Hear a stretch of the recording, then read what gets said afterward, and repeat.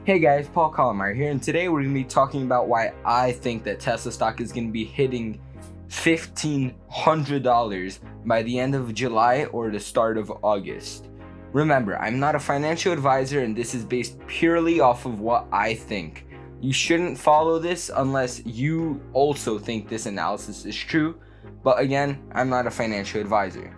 If you guys end up enjoying this video, please smash the like button for the YouTube algorithm and subscribe for more content like this. Without further ado, let's get into it.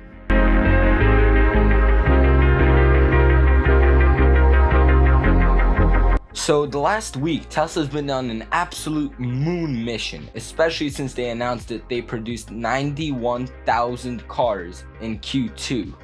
This hugely beats the expectations that Wall Street had for Tesla, which are 60 to 70,000 cars delivered. This has caused their stock to go from $900 to $1,300 over the course of the last month, growing almost 45%. But this isn't the main reason why I think that Tesla stock is going to be hitting $1,500 by the end of July. So since Tesla reported a lot more cars being delivered than what was expected for quarter 2, it's really likely that they're going to be profitable for quarter 2 of 2020. By the way, we'll find out if Tesla's profitable for quarter 2 of 2020, July 22nd, which is when their earnings come out.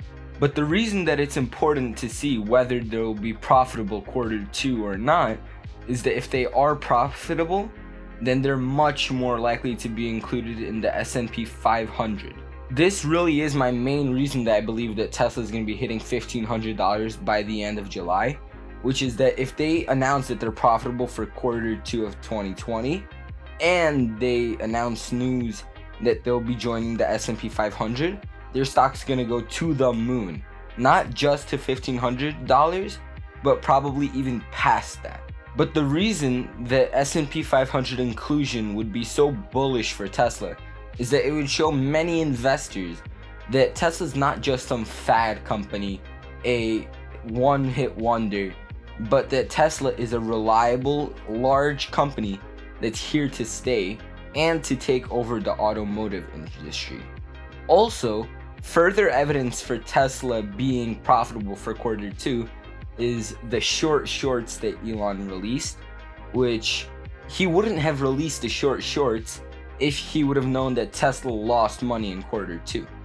That was a very arrogant play on his behalf, and he must be certain that Tesla's going to be profitable for Q2 to release a product making fun of all the people who doubted Tesla.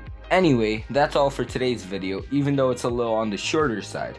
If you guys ended up enjoying today's video, then make sure to smash the like button for the YouTube algorithm, subscribe for more content like this, and yeah, till next time.